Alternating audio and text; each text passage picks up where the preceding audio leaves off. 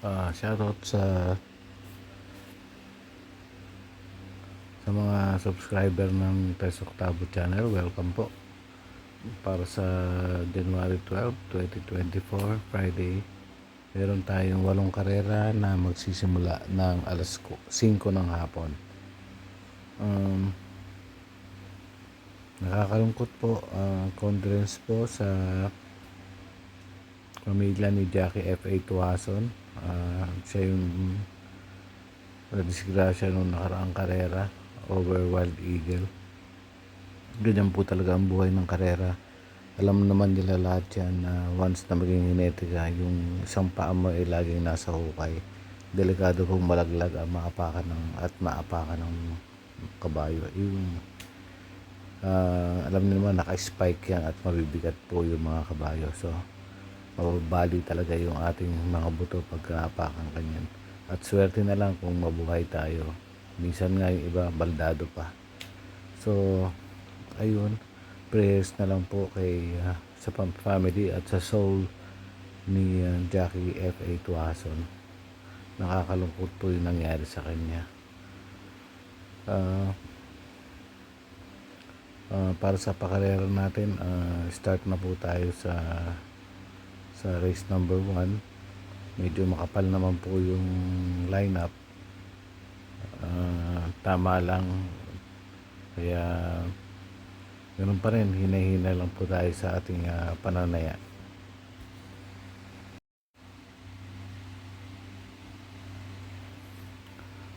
Sa race number 1, 1,400 meters, meron tayong 10 kalahok na maglalaban-laban dito. 3-year-old maiden race tayo. 1,400 meters. Pamprimera ko na rin dito yung Artseb. Yung Artseb, tumatakbo na to sa mga special races. Nakalaban to, na tersero to nung kila Mami's Love dati. Meron tong 127. At yung huling takbo nito nakalaban si Every Sweat Counts. Medyo malayo nanalo yung Every Sweat Counts. Nagpareba siya ng 128.8. Siya yung segundo nun. Star of the Future, may panalo rin naman. Pero 6-3 ako rito. Yung Tres Beltuna, December 20, may 128.62 na segundo kay 14 de Oktubre. Star of the Future, may 128.2 na segundo naman siya kay Black Star. Pero 6-3 ako dito, Artseb and Beltuna. So, race number 2, ito lang yata yung 1,200 meters na karera. Pamprimera ko yung Arigato. Nanalo to nung nakaraan kay Pendant at Baywatch. Panigundo ko na rin yung full payment. May 148 to over nanalo dati kay Action Rules. Pwede rin makasilat tong double rock. Actually, noong November 22, naglaban-laban na to, double rock tsaka si full payment. Kay Ran Ruyumiran, segundo si full payment. Pang-apat si double rock yata nun. Pero kung yung ibang gustong magtipid, pwede na siguro i-single to si Arigato. Protection, full payment, pwede rin si double rock. So, sa race number 3 na tayo.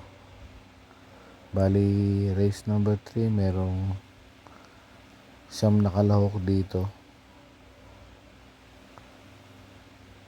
Malalimado dito for sure si Gold Digger dahil maganda yung huling panalo nito. Meron tong 127.4 sa 1,400 meters. Panigundo ko yung Goji Go. Noong December 16, nanalo to 127.2 over Galloping Ghost and Modern Verde.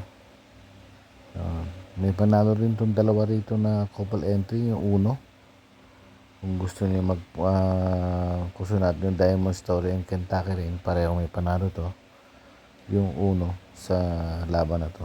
Pero dito ako sa 3, 5, and 2.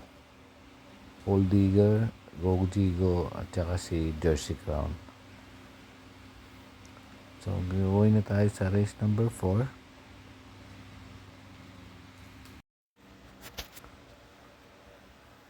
Kung maalala ko lang si Diamond Story, alam ko noong January 6 tumakbo to. Pang-apat to sa isang laban. January 6, kwarto to dumating, Diamond Story. So, race number 4. Merong 1,400 meters. 9 runners. Malalimado rito ng gusto siguro si Daily Burn. Kasi nung mga ilang laban na ito, talagang nabibitin lang. Lagi segundo kung dumating. Tsaka ang kalaban na ito mas di kalibre kumpara sa laban niya ngayon. Kung sakaling hindi maganda itatakbo ni Deliburn dito, ito lang naman yung mga ibang pwedeng maka-upset sa kanya dito. Full Control, Full Combat Order, tsaka itong King Hands. Pero kung sa connection laban to, parang paninggal na rin si Deliburn. So, race number 5. Race number 5, 1,400 meters, may 11 runners. Malalimado rito yung mga maganda yung mga panalo itong nakaraan. Si California King na nandito rin yung makakalaban niya, si Agaron. Segundo si Agaron nung nakaraan, December 31 sa laban na yun. So, panigundo ko na rin si Agaron. Pampremera ko yung Tres, California King. At panersera ko yung Money for Bipani. Baka patuloy pa rin gumaganda yung takbo nito. Baka maka-upset siya rito. May mga panalo rin naman dito. Numero 4, Electrify, Red, White, and Blue, baka makachamba, Lucky Strike, and Grand Monarch.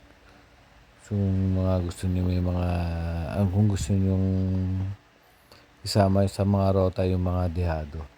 So, yan yung mga pwedeng maka-upset. Pero, para sa akin, 3, California King, Agaron, 10, tsaka Money for Gabriel. Dito ako sa tatlo na to. So, race number 6. 11 runners but 10 in betting. 1,400 meters. Pamprimera ko rito yung Namaskar. Alam naman natin si Namaskar pag ginusto manalo kahit sa matataas na grupo yung nananalo to. Tingin ko parang baba siya rito sa grupo na to. Panigundo ko yung couple entry, Blue Miss and Signature Whiskey. Pareho may panalo to. Itong dalawa, Blue Miss and Signature Whiskey. May panalo rin naman dito sila Jade's Treasure, G-City, at yung Honey Rider, baka makasilat. Minsan maganda yung tinatakbo na ito. Baka makachamba. Pero dito ko sa 5, 6, and 1.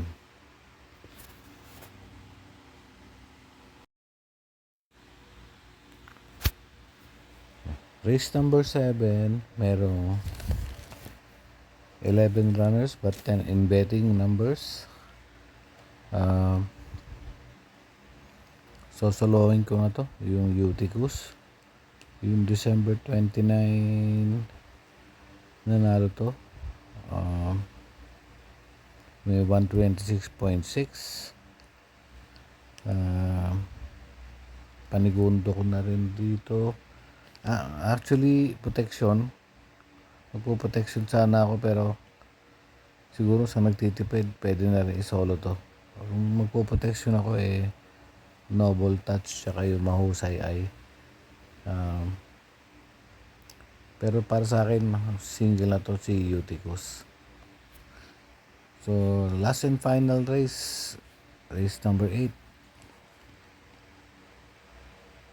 May 14 runners, full gate.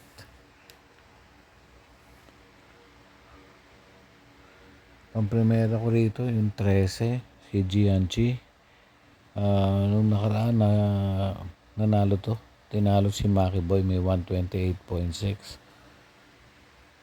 Panigundo ko na rin tong Tatler Story, although hindi masyadong maganda yung tinatakbo na ito nung nakaraan. Baka dito gumanda na yung kanyang kondisyon at nakapagpagpag na to siguro ng kanyang mga kalawang. Panersero ko, Degado, this is your day. October 18, nanalo to, may 127.8 nung tinalo sila. Trustworthy and 7 of Diamonds. Pwede pang makachamba rito yung Compassion. May 1.13 to noong October. Tinalo sila Blue Mist at saka Stand and Faith. So yun lang mga bayang karerista. Hinay-hinay lang po sa pagtaya. Sundin nyo yung inyong mga diskarte. Yung akin ay sariling aral at analysis ko lang sa karera. Kayo pa rin ang masusunod pagdating sa tayaan. So, good luck po at salamat again sa mga subscriber. Maraming salamat.